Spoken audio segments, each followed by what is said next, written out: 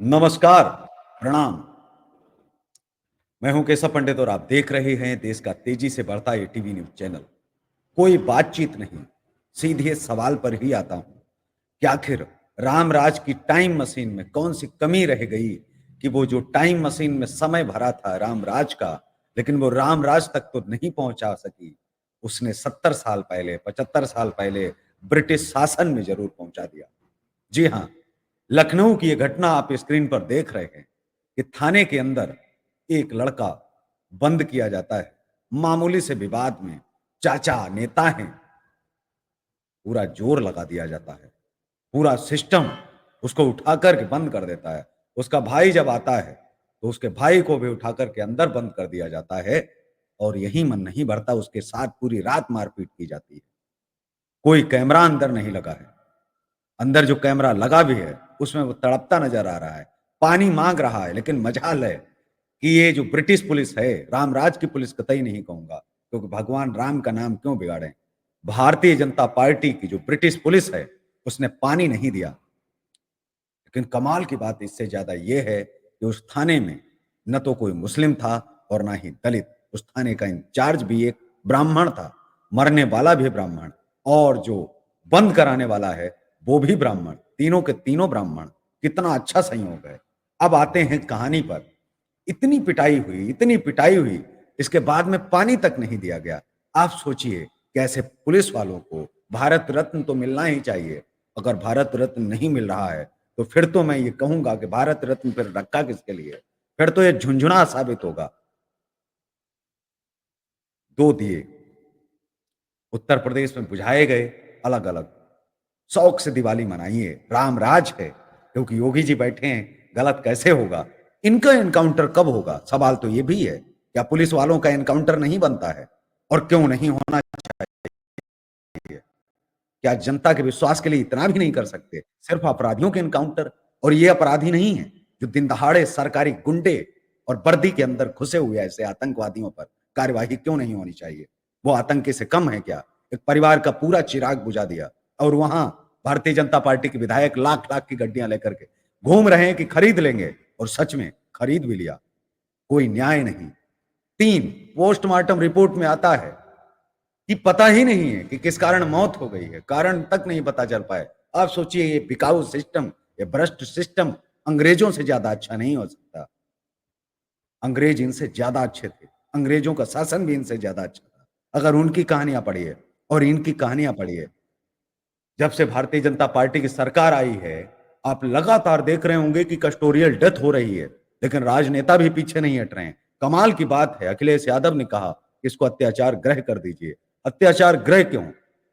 हत्याग्रह करिए इसको, क्योंकि यहाँ हत्याएं होती हैं, अत्याचार नहीं होता है। अत्याचार तो उसे कहा जाता है कि अत्याचार के बाद एक सीमा है कि छोड़ दिया जाए, लेकिन यहाँ छोड़ा नहीं जाता है। या तो डरना होगा या फिर मरना होगा, पुलिस का साफ कहना है। क्योंकि लखनऊ में इससे पहले भी वारदातें हुई हैं। ये वही लखनऊ है जिस लखनऊ के अंदर जो मुख्यमंत्री का आवास है, उसको गंगा जल से धुलवाया गया था।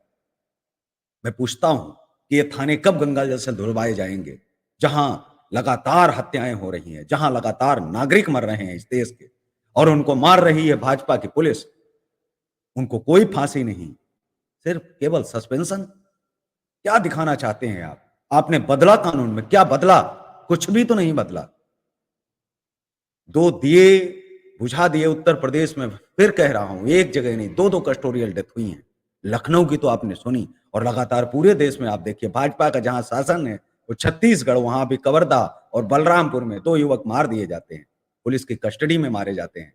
पुलिस ही तो मार रही है। ये कहना कतई नहीं जो है गलत होगा। अब तो पुलिस के नाम से लोगों को डर सा लगने लग गया। लगना भी चाहिए, क्योंकि आप डरेंगे नहीं तो मरेंगे जरूर। क्योंकि मरना होगा या तो फिर डरना होगा। ये वाली कहावत चरितार्थ होती नजर आ रही है। पुलिस का नाम सुनते लोगों में सुरक्षा का भाव पैदा होना चाहिए, इसलिए पुलिस बनी थी।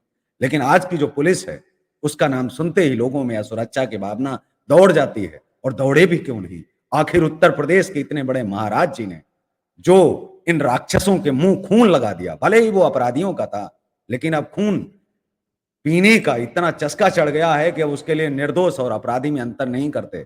क्यों खून पीना है, ललक चढ़ी है, जिसमें गर्मी है, तो दारू पी करके भी मारेंगे, अंदर घुस करके मारेंगे और जैसे मन करेगा वैसे मारेंगे। आप क्या उखाड़ लेंगे? सिस्टम और सत्ता को ये धता बताती पुलिस कर्मियों के लिए कोई सजा का प्रावधान नहीं है।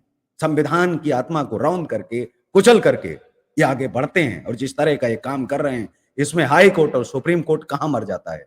क्या उनको नहीं इस पर जो है रोकथाम करनी चाहिए? जो बार-बार बहुत सारी चीजों पर हिजाब, नकाब और बहुत सारी चीजों में आगे आते हैं, लेकिन इन मौतों पर कभी भी सुप्रीम कोर्ट नहीं बोला। क्यों मुंह नहीं खोला? आखिर क्या सुप्रीम कोर्ट को भी डर लग रहा है इस चीज से कि नहीं अब महाराज जी बैठे हैं, लेकिन योगी जी तो पहुंच गए मिलने के लिए। कमाल की बात है। अब इससे लोगों में संयम होगा कि योगी जी मिलने आए, भगवान मिलने आया है और भगवान मिलेगा तो जिंदा ही कर देगा मोहित पांडे को। मेरा फिर सवाल है कि मोहित पांडे जिंदा नहीं हुए, कैसा रामराज है? ये रामराज कहा जाए या इस पुलिस को ब्रिटिश राज की पुलिस? सोचना आपको है, जवाब आपको देना है। वोट करने जाइए लेकिन जवाब जरूर दीजिए, क्योंकि सत्ता के अंदर बैठे हुए अगर हाथी मदमस्त हो जाएं तो इन हाथियों के अहंकार को कुचलना भी बहुत आवश्यक है। अगर आज नहीं कुचला तो कल को आप कुचले जाएंगे। कुचलना बहुत जरूरी है और बेहद जरूरी है। उत्तर प्रदेश के अंदर अगर इस यूपी पुलिस की, नमूनी पुलिस के अगर नमूने अगर आप पढ़ लीजिए तो मैं ये कहता हूं कि आप कपिल शर्मा का शो छोड़ देंगे और आप कहेंगे इसको देखने की जरूरत ही नहीं है। हम तो पुलिस के कारनामे पढ़ पढ़ करके थक गए हैं। साहित्य कोई पढ़ने की आवश्यकता नहीं। विद्यालयों में मत जाइए, कुछ पढ़ना है तो केवल उत्तर प्रदेश की नमूनी पुलिस के नमूने उठा के देख लीजिए। इतने नमूने मिल जाएंगे कि कहीं मुर्दों से गवाही, कहीं जिले इलाही और कहीं वो खुद दे रहे गवाही। तो ये सब चीजें जो आ रही, इनको पढ़ करके कहीं भैंस का आधार कार्ड मांगा जा रहा है कि भैंस की रिपोर्ट तो तब दर्ज की जाएगी कि भैंस का आधार कार्ड। अब मैं पूछना चाहता हूं कि मोदी और योगी जी भैंस के आधार कार्ड कब से शुरू कर रहे हैं? क्योंकि पुलिस तो मांग रही है। जाहिर सी बात है कि क्या पता भैंसों के और अन्य जानवरों के भी आधार कार्ड बनने शुरू हो जाएंगे। पैन कार्ड भी साहब लगे हाथ बनवा दीजिए, भैंस का खाता भी खुलवा दीजिए, क्योंकि दूध निकल रहा है तो उसका पैसा भी वहीं जाना चाहिए। तो बहुत सारी चीजें हैं जिन पर सवाल उठता है, लेकिन जाते जाते फिर मैं कहूंगा सबक सिखाना बहुत आवश्यक है। इसमें एटीवी न्यूज चैनल के माध्यम से मैं मांग करता हूं कि जो दोषी हैं उनको फांसी से कम सजा नहीं मिलनी चाहिए, और कम सजा मिलती है तो वो पूरी तरह से अन्याय है। क्योंकि आपने एक दिया, एक चिराग बुझा दिया और लगातार आप बुझाते आ रहे हैं। कितनों के चिराग आप बुझाएंगे? इस एनकाउंटर के नाम पर खून जो मुंह को लगाया है, ऐसे जबड़ों को उखाड़ के फेंक देना चाहिए, ताकि ये खून जो है वो पीने का कम से कम ये आदत बंद हो और निर्दोषों को जो मार रहे हैं उनके लिए भी सबक हो। जय हिंद, वंदे मातरम।